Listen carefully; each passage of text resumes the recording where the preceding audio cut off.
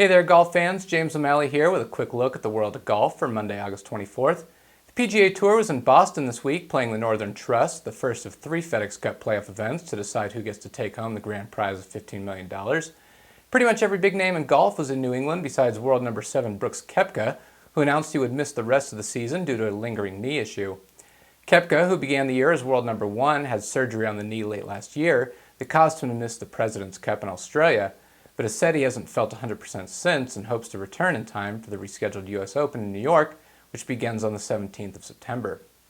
On the course, the story of the first 3 rounds were the low scores, with Scottie Scheffler firing a 59 on Friday that was somehow overshadowed by Dustin Johnson round later in the day, which he began by playing the first 11 holes at 11 under, only to finish by posting 7 straight pars to end up with a disappointing 60.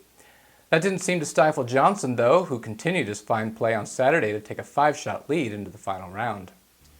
DJ, who shot 80 in both his first 2 rounds just a month ago at the Memorial, didn't look to be doing anything but increasing his advantage as we see him here on the second, hitting his approach shot to the green to set up an early eagle.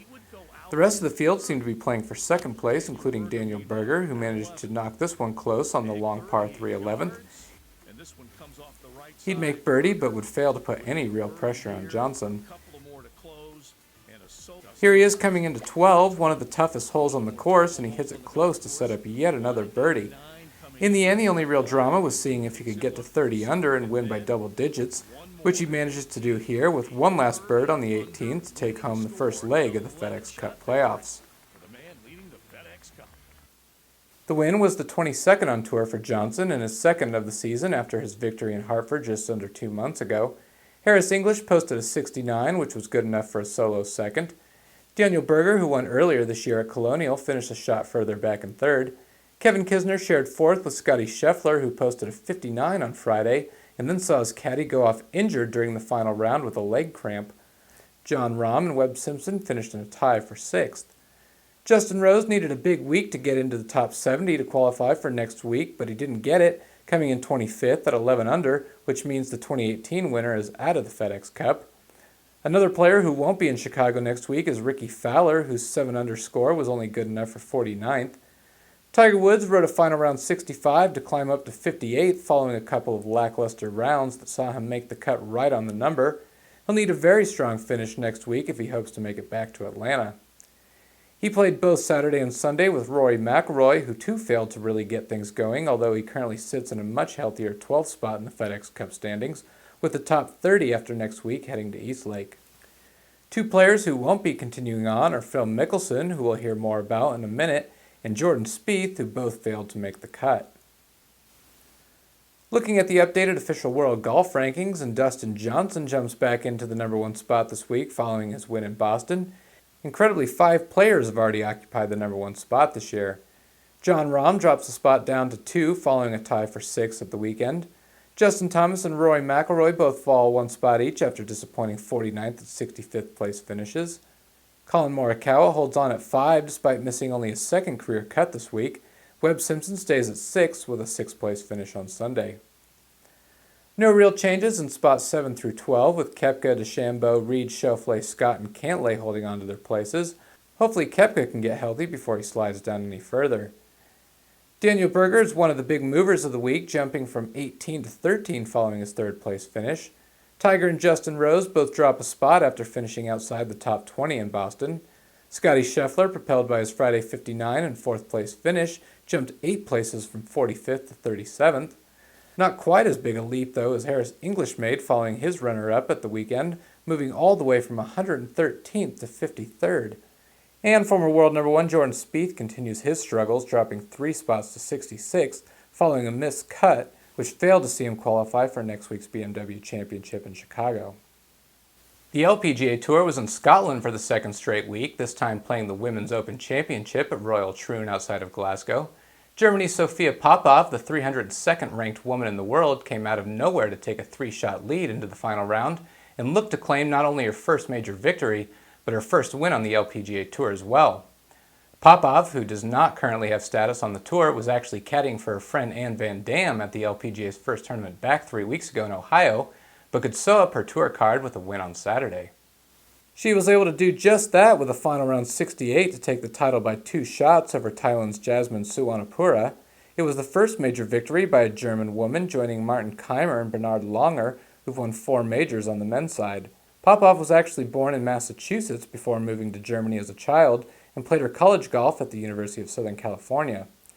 Interestingly, this was not her first win at Troon this year, having recorded a victory on the Cactus Tour at Troon North in Arizona 3 months ago, taking home the first prize of $2,300. The LPGA Tour is in Arkansas next week for the Walmart Northwest Arkansas Championship, where South Korea's Sunghoon Park won last year's edition. The European Tour were also playing their second consecutive event in the same location this week, with the Wales Open at the Celtic Manor Resort, where Sam Horsfield won last week. Scotland's Conor Syme and Sweden's Sebastian Soderberg held the lead heading into the 4th round, with both looking for career-changing victories. Unfortunately, it wasn't to be for either player in the final grouping, with Syme and Soderberg shooting 75 and 74 respectively to finish out of contention. France's Romain Langas came back from 5 shots down to shoot a bogey-free 65 to take the title by 2 shots. It was the first victory on the European Tour for Langas, who came into the week ranked 156 in the world. He now qualifies for next month's U.S. Open and will move into the top 100 for the first time in his career. The European Tour heads from one Ryder Cup venue to another as they move to the Belfry next week for the UK Championship. Moving over to the senior circuit, which is in the Ozarks for 2 events in a week and a half. The big news, however, has been that former world number 2 and 5-time major winner Phil Mickelson, who turned 50 earlier this year, announced he plans to tee it up this week for the first time on the Champions Tour. Phil missed the cut in Boston and failed to qualify for next week's playoff event in Chicago, meaning he has just 1 event scheduled prior to next month's U.S. Open. This week's 3-round tournament concluded Friday with Shane Bursch winning a 4-man playoff at the Big Cedar Lodge. 50-year-old Bursch, who has 3 career victories on the Korn Ferry Tour, eagled the first to beat out 2-time Masters winner Bernard Langer, 14-time PGA Tour winner Kenny Perry, as well as Glenn Day. The Champions Tour, including Mickelson, tees it up again in Missouri starting Monday, this time moving from the Buffalo Ridge course to the neighboring Ozark National for another 3-day event. The Korn Ferry Tour was in Columbus, Ohio, playing the Nationwide Children's Hospital Championship at Ohio State's Scarlet Course, as players jostled for positions inside the top 25 looking for their PGA Tour cards next season. This event was won last year by Scotty Scheffler, who finished 4th this week at TPC Boston on the Big Tour. 24-year-old Australian Curtis Luck held a 1-shot lead over Cameron Young heading into Sunday's final round, looking for his first career win on the tour.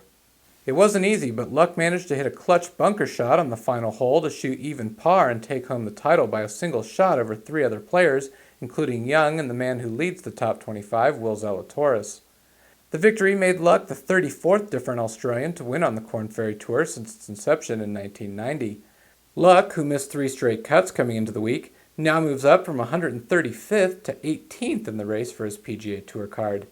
The Korn Ferry Tour moves to Indiana next week for the Tour Championship. That's a quick look at the world of golf for Monday, August 24th. Join me again next week here on Golf News Weekly.